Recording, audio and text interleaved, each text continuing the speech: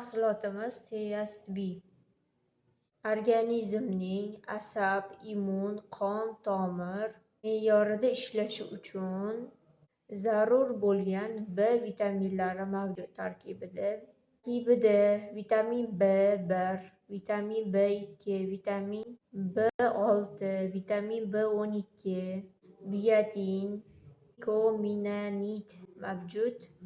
Ular hujayra metabolizmini, uglevodlar, yog'lar, oqsil almashinuvini, sintez, to'qimalar nafas olishini ta'minlaydi.